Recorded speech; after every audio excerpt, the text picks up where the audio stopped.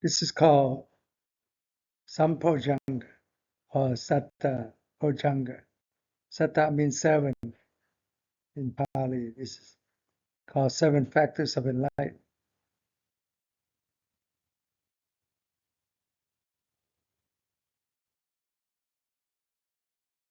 So this means, sometimes it's called Bojjhaṅgā, means seven factors of enlightenment, the seven mental qualities that directly support the arising of bodhi, awakening. They appear throughout the Saṁyutta Nikāya, Miscellaneous Discourse, and are one of the core bodhipakkhiya-dhamma, 37 bodhipakkhiya-dhamma sets, like a prerequisite to enlightenment. Bojjhaṅgā was included too. So, as I showed last week, when the Siddhartha Buddha was born, it was wishing that he was able to walk 7 steps, and each one came up with lotus flowers to receive his footsteps. And it's been translated as this represents the 7 steps of at birth, means 7 Saṁbhajanga, or 7 factors of enlightenment. What are they? As I mentioned, Satta means 7, Satta Bojjhaṅgā. The first one is mindfulness, sati, and second one, Dhamma investigation, Dhamma vicaya. So Buddhism is very scientific in terms of, see, we investigate through our mind, not just dreaming about it. So we practice sati and self-awareness, sampajanya, which basically the key towards Dhamma investigation. We require the self-awareness to see the true nature of things. Then the third, viriya, or effort, energy, effort. Fourth is pīti, joy or rapture, bliss. And the fifth is calm or tranquility, passaddhi. And then the sixth is concentration, samādhi. And the seventh, equanimity, upekkhā.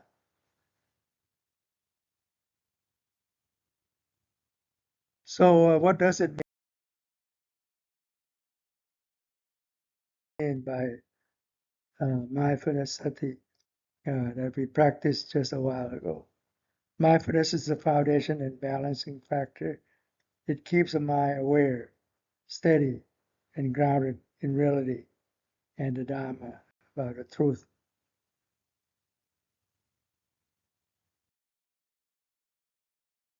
So people have given, as you may see, people in the United States are basically bombarded with the word mindfulness for the past 15 years or so. I think the year 2013, Time Magazine say it was a year of mindfulness. So what does it mean, mindfulness? So about every week there's some magazine write about mindfulness and so on. And now people talk about everywhere. If you don't know it, you got back far behind on the subject. So John Kabat-Zinn gave the meaning of mindfulness as paying attention to the present moment with intention while letting go of judgment or non-judgmental, aware of the present moment.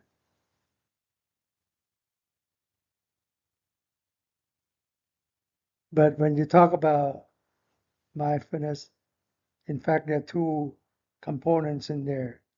First is mindfulness itself, like self-recollection, self-remembrance, as I mentioned, called sati. As I mentioned, like it started, like, say you thought of it this morning, you're going to come here, so you already have sati back then. Mindfulness, self-remembrance, from this morning up until now that you're here, not into the future. Started, might even be from yesterday and so on. into the present moment. So self-awareness, sampajanya, is clear comprehension, clear knowing. Full awareness, conscious awareness, is non-judgmental awareness, or wisdom in action. Okay, so the two of them, Buddha calls virtues of great benefit, sati and sampajanya, mindfulness and self-awareness, mindful awareness. So mindfulness, sati, is the mental factor that keeps the object in mind. It prevents the mind from slipping away or drifting away into distraction, dullness, or proliferation. Basically, had a few components there. Remembering, like I keep mentioning, non-forgetfulness, like self-remembrance. It remembers the chosen object, like your breath, sensation, or your hand movement, or mind state, or mental state that make you recollect about it, not drifting away. It had recognition, it marks phenomenon clearly, so wisdom or sampajanya or self-awareness can see their nature. And stability, it supports samadhi by holding the object steady. When your mind holding on the object steady, it leads to samadhi or steadiness of the mind. This is why sati, mindfulness, is paired with sampajanya, self-awareness. That's what I mentioned in the last slide. It's that companion, virtue of great benefit. So mindfulness holds the object, self-awareness understands it. We'll come back to that.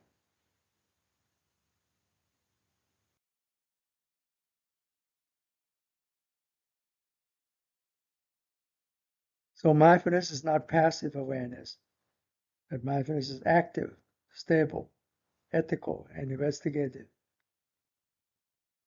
How does play out in meditation? When you sit and watch the breath or doing the hand movement, mindfulness remembers the breath or the body movement. Mindfulness returns to the breath or the body movement when distracted. It kind of like make you recollect about it. And mindfulness hold the movement long enough for samadhi to form, as mentioned earlier. So mindfulness stabilizes perceptions. So insight awareness or self-awareness can see the impermanence, the imperfection, or unsatisfactoriness. So it governs both non-living and living thing. Non-living thing is imperfection. Living thing unsatisfactoriness. They use the same word, dukkha.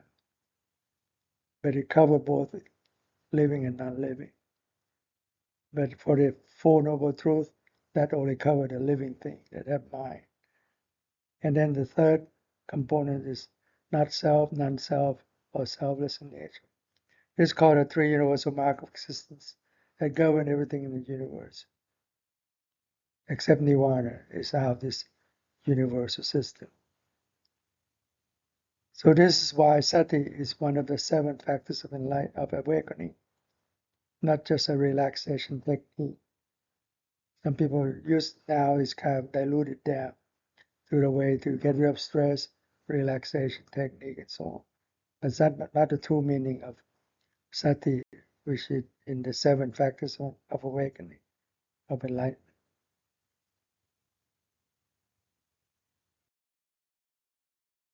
So mindfulness is not passive awareness neither.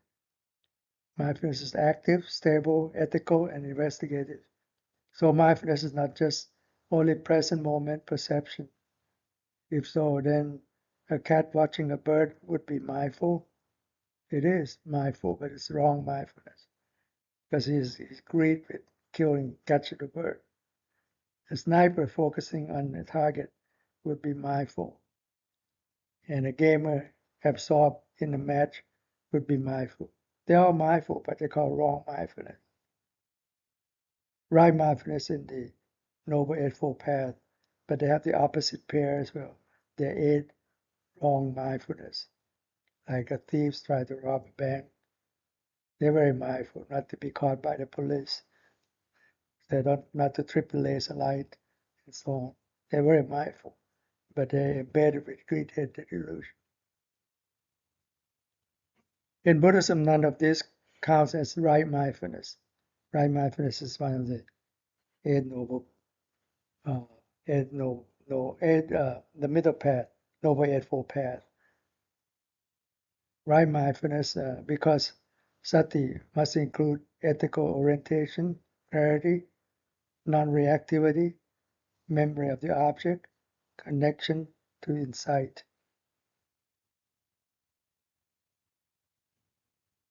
That's what the Buddha prescribed, these four foundations of mindfulness, to cultivate mindfulness and self-awareness, both, not one component. With great effort, persevere with perseverance in cultivating mindfulness, self-awareness. In fact, he even put self-awareness first and then for atapi sampachano, which is self-awareness, sati mindfulness.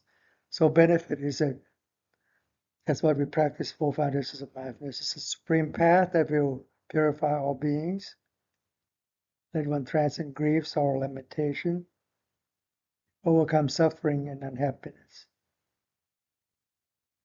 understand essential Dhamma, or unbiased middle path, Noble Eightfold Path, and realize Nirvana, the unconditioned ultimate peace and happiness.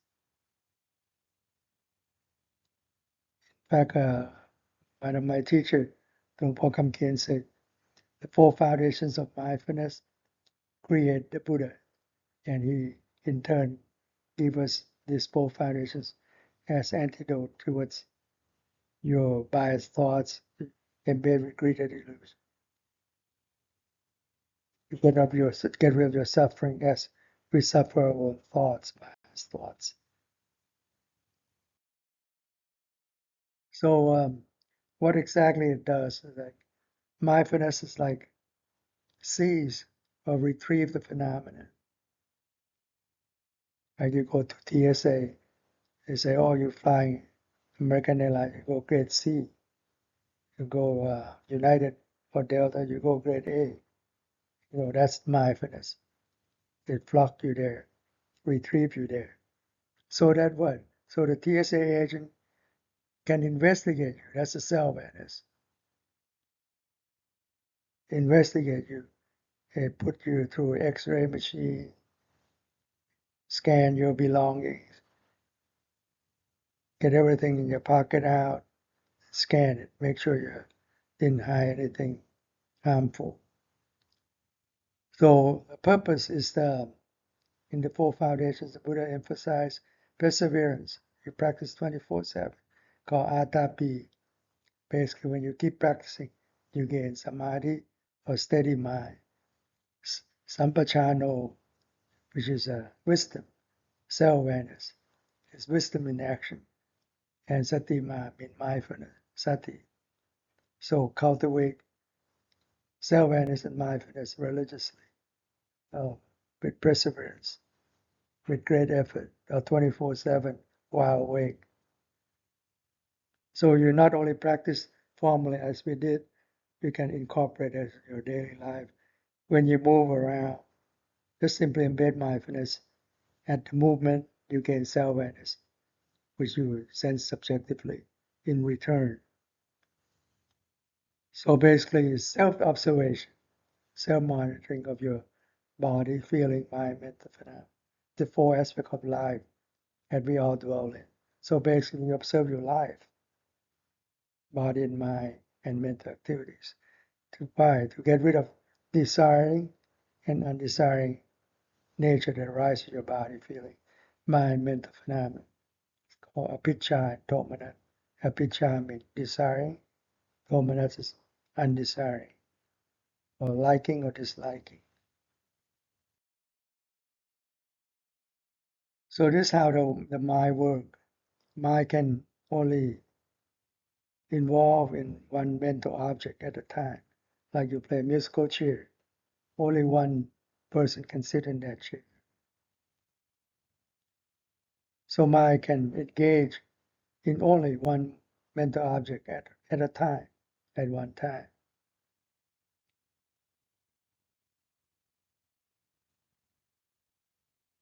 So when one is aware, unawareness disappears. Okay? It's the opposite nature. When you sit in the chair, you're not out of the chair. So you be mindful.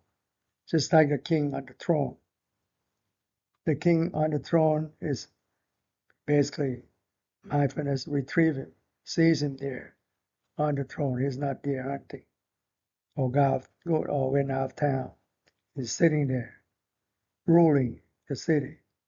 He's ruling with self-awareness, with wisdom in action. So he's securing the fort, so no enemy there attacking the fort, because it would be a mistake, because he's in town. He can form the army and kill you or drive you away. So mind can engage in only one mental object at a time, as I mentioned. So when the king is there, no one else sit on the throne. He's ruling with self-awareness, with wisdom. So why 4 foundations? It's a reverse engineering technique to catch one's biased thought as it arises.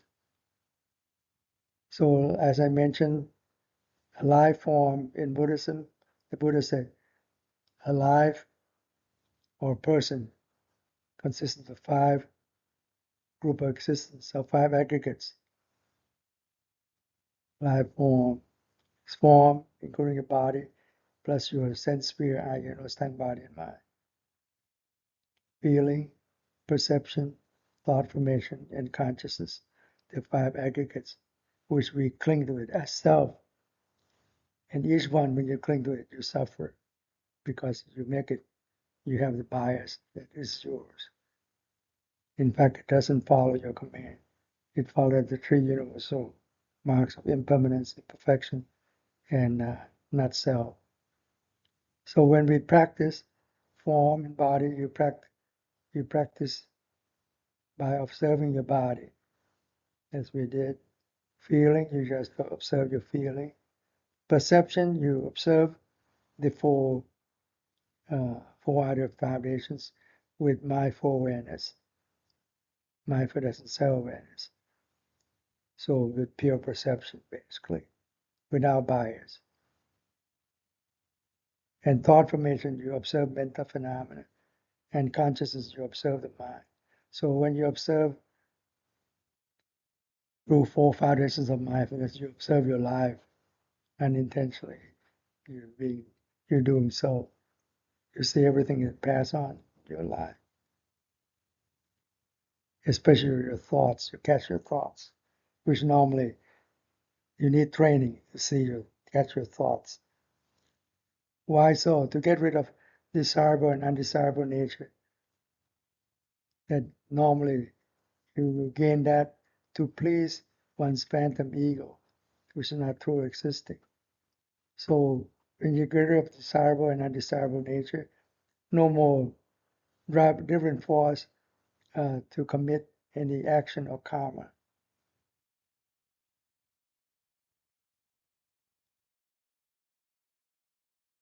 So coming to the second factors of enlightenment in the Bojjhaṅgā. The second one called Dhamma investigation, or investigation of Dhamma, called Dhamma vicaya.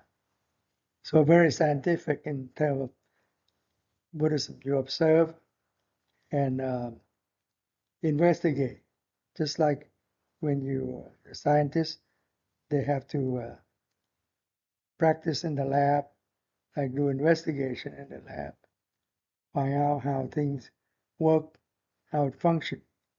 And there's a pathway and so on, how it functions, like Krebs cycle, and so on, that you can investigate and find out how life form works and so on, DNA, mRNA. So this about the investigation of the mind. So a clear, discerning examination of phenomena. Basically, you're seeing cause conditioning or dependent arising that you see on the right diagram there.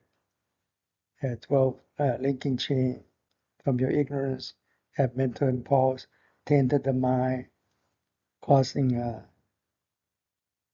imagination, nama rupa, and it taints your sixth sense sphere. So contact feeling is corrupted. You end up with craving, clinging, becoming your thoughts and birth into your thoughts, and then your thought age ripening and die down. So your thought died out, just like your apple rotten as well, but it's quicker. So you see that also see the three marks of existence, or three characteristics of existence: impermanence, unstable, imperfection, unbearable, and not self, uncontrollable. That's a common pathway, as you see. This apple will rot with times. So this Dhamma investigation energizes the mind when downness appears, because you need to keep watching and seeing what's ongoing in your mind. This is my teacher, Govit Kemananda. He's a lay person who became enlightened. So this awareness, which is the key to Dhamma investigation, or investigation of the truth, this self-awareness is the Buddha. It's the roadmap as well as the treasure. If you keep treading with this self-awareness and mindfulness, you will basically walking through a roadmap and come to the treasure where it's hidden, or you attain nirvana and you come to keep practicing continuously. Another famous teacher, Satya Narayan Goenka, he's a famous vipassana master. Vipassana insight meditation. It's the same thing, but they use certain name to identify that group. They observe with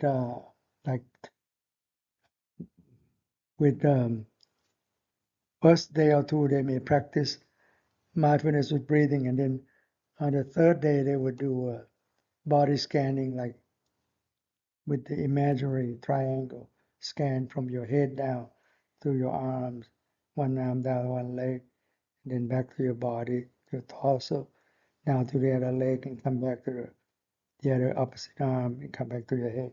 So it kind of run the feeling, this triangulated imaginary triangle, scan your body of your feelings. So he said the same thing. Self-awareness is the Buddha's enlightenment, greatest discovery by the Buddha, and gift to mankind. In fact, the Buddha, after spending 6 years in torturing himself, self-mortification, he found us useless. I think he gained his self-awareness and make him attain enlightenment. In my understanding, people keep talking about Buddha natures in everyone. This Buddha nature, to me, it is this self-awareness. So it's been said Buddha nature already exists in everyone, regardless of age, sex, race, literacy, dialect, profession, or religious belief, whether you know it or not. And Buddha also said, mind is luminous, but tainted with transitory mental impurities, which is mental impurities is your greed-headed delusion. Transitory, that means it's not the true nature of the mind, but it invites this greed-headed delusion that piggyback with your thoughts coming in, homing through your mind. That's why Buddha said, you yourself has to make the effort. The Buddha only pointed out the way. All the Buddhas doing the same thing. He cannot enlighten you, but he can give you the way to get to attain enlightenment. That's why you have to practice ourselves. So to me, this Buddha nature is a self-awareness, sampajanya, or wisdom in action, that make the Buddha attain enlightenment. That's the two other teachers say. So you can come to see the true nature of the mind, the enlightened mind.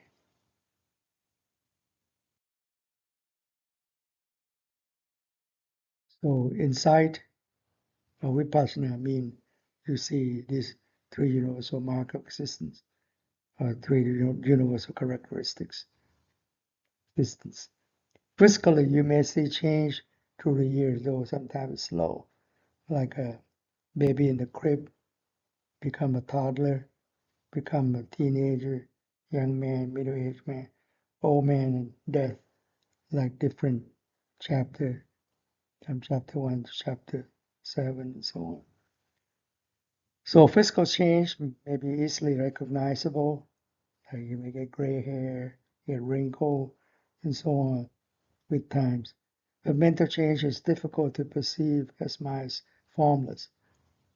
So mindful awareness becomes aware of body movement, like we did dynamic meditation.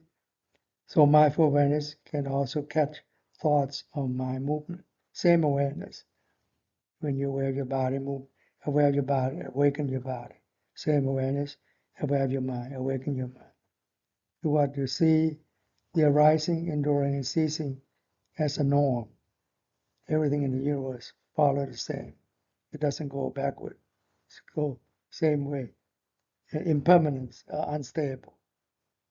It's continuity obscure. Like you see your child every day. You don't see they grow up through years until you have to buy them a new shirts or new pants because they grow up a lot. So continuity obscure. People who haven't seen your kids for a few years say, "Oh, you grew up a lot." And they may say to you, "You got older too." So impermanence is unstable, imperfection unbearable. So movement obscure it. Like you sit for a long while, you sore in your butt. What do? You move a little bit, get the pressure point out where it was sore, where it causes soreness. So not self, selfless, it's uncontrollable. The bundling obscure it. Why so? Like if you can do things normally, but tomorrow suppose you get a stroke, then you can move one part of one side of your body. Then you see it's unbundling. No longer like bundling together. You can then you realize it's not self or non-self in nature.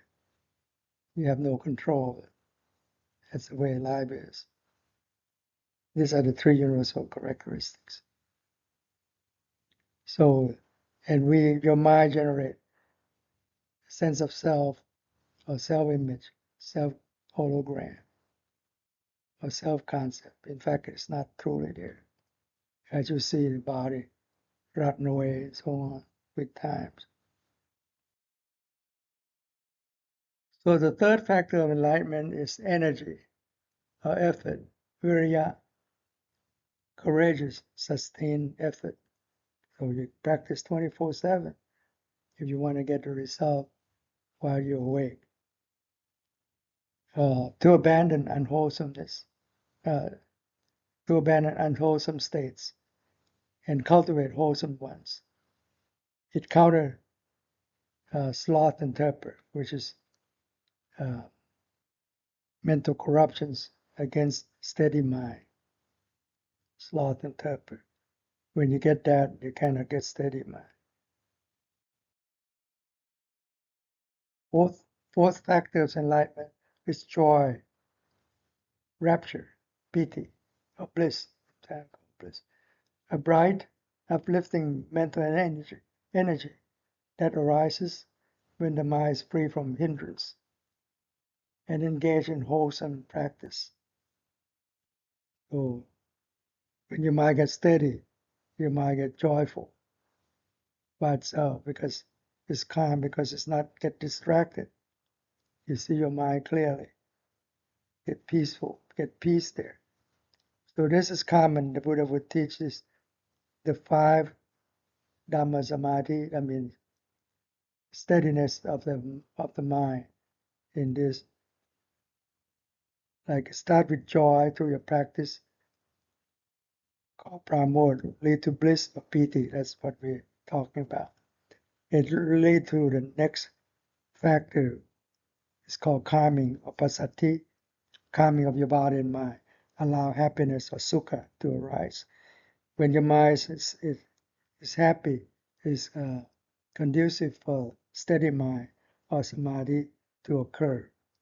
When your mind is equipped with steadiness, steady mind, it becomes wiser because not being distracted.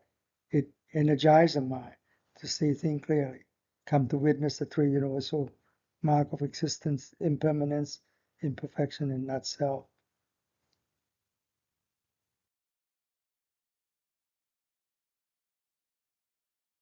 So this is the next one. The 5th one is tranquility or calmness, passaddhi. So relaxation and calm of body and mind. So when your mind and body is calm, it's conducive for happiness to arise. It softens agitation and prepares the mind for deep concentration. Again, happiness, but I think they're skipping that. Mention that in detail in the five factors in there, Dhamma Samadhi, on the previous slide.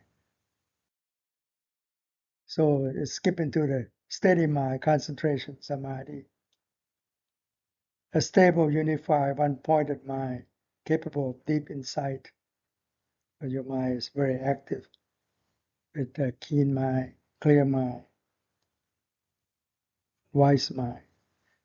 It's the true nature of things, of impermanence, imperfection, and not self. So that's the last factor, equanimity, upekkhā. So that's the nature of the mind itself. It's equanimous, neutral mind, a balanced, unshakable mind that sees things as they truly are, without craving or aversion, equanimity. So you end up with this steady mind, equanimity. So you observe unbiasedly your body and mind with steady mind, concentrated mind, and equanimity, you come to enlightenment way. So just to sum up these 7 factors, sati or mindfulness, it's a small print, I'll read it. Sati or mindfulness function is keeps the mind present, steady, non-forgetful. That's why mindfulness has a self-remembrance in there. Remember, recall what you're doing. Recall to focus on the object of your practice, the mental object. So when it arises throughout all stages.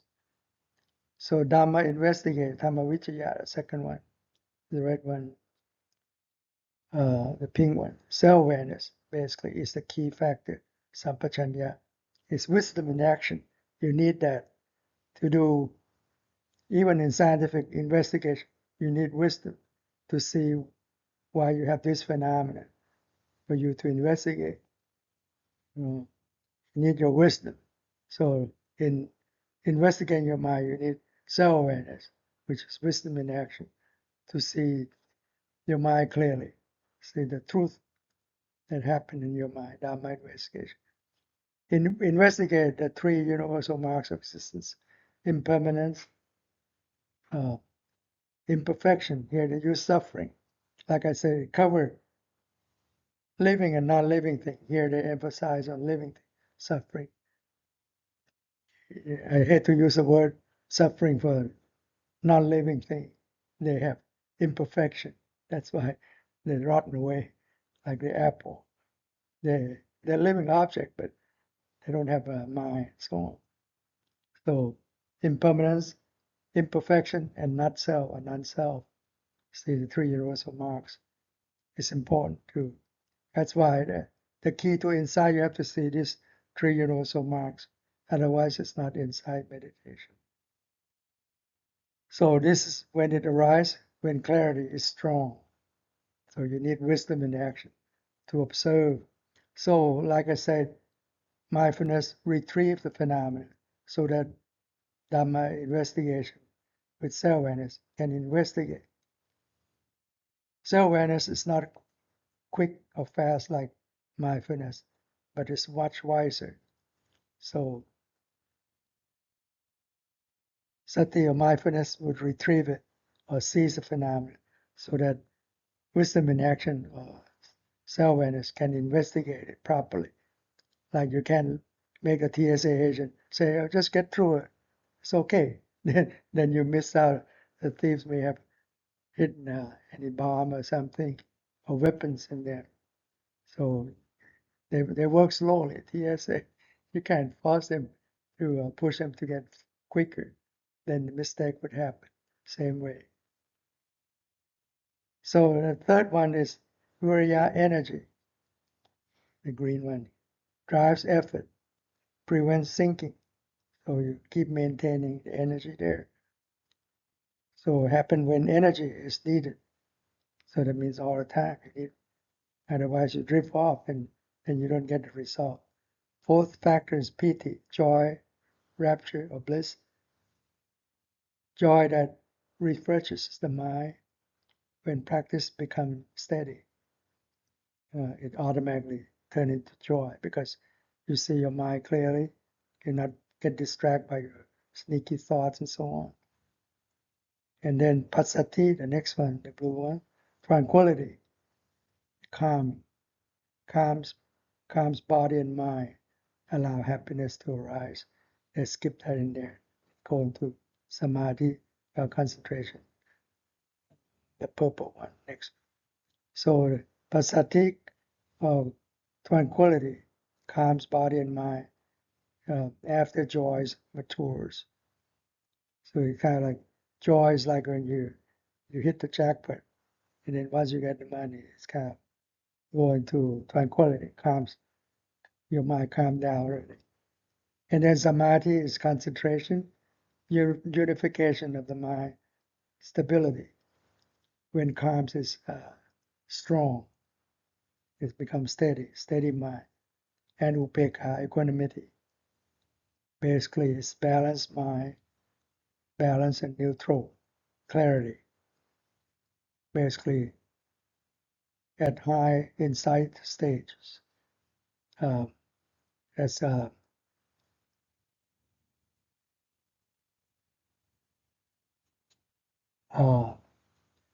sankhara upekkhā jhana. That means sankhara means conditioning, upekkhā means neutral. That means you become unbiased through your thoughts. You have the wisdom, jhana means wisdom. You have the wisdom to see, no longer be conditioned by your thoughts. Okay, that's when equanimity arises. Sankhara upekkhā, yeah. So the result of this 7 factors of enlightenment is you attain enlightenment and attain nirvana. So the Buddha described this in one of the several sutras he described. This one probably the most clear. Say, monks, such status does exist. It's not a city or town, but it's a status that you can experience through your mind, a clear mind, equanimous mind. Such status does exist. It's not earth, wind, water, and fire, or the form realm, form divine realm. It's not boundless space, not boundless consciousness. It's not nothingness, and it's not neither perception nor non-perception. That's a form that's divine realm. So he denied it's not those two. And it's not the central desire realm like we are living in. Or this realm, next realm, the sun and the moon, which mean that the world we live in, and the next birth and so on. It's not that. That's essential desire. So he denied this. That is called the three realms commonly. Essential desire, like we are, and the form divine and the formless divine realm. The 31 realm on this diagram. The one about the fifth from the bottom is the human face as our realm. Below that is below our realm, like demon, hungry ghost, animals, and hell. So we don't want that. And above that is like the gods, the Deva realm, like six heavenly realm. So this form 11 realms already, sensual desire realm, and then like 20 form divine realm, like they got to attain first, second, third, and fourth absorption, mental absorption. They reach that level, and then in that they subdivide in 3, 3, 3, and 5, and so on. And total 20 realms in that form divine realm, and the last highest 4 is a formless divine realm, the yellow one on the left diagram on the description. So he denied all those 3 realms. Doesn't exist in nirvana in such status. Monks, I do not call such status as coming, going, sustaining, death, or birth. So he denied such thing. In nirvana, no coming, no going, no sustaining, no birth, no death. It's there, perfect, all the time. There's no location for such status. It's not ongoing. It's not a phenomenon, but truly exists. It's called nirvana, and that's the end of suffering. So what does it mean? The only thing that you can describe that in the universe is the background of the universe, which is already perfect there. It doesn't have coming or going, and no birth, no death, or sustaining. It's there to allow the universe to keep expanding. That's what some of the teachers would describe that the purified mind, that they went through the 7 factors of enlightenment, would merge with the voidness of the original voidness or background of the universe, become one. It's called nirvana, ultimate peace and happiness. And that's the end of this talk.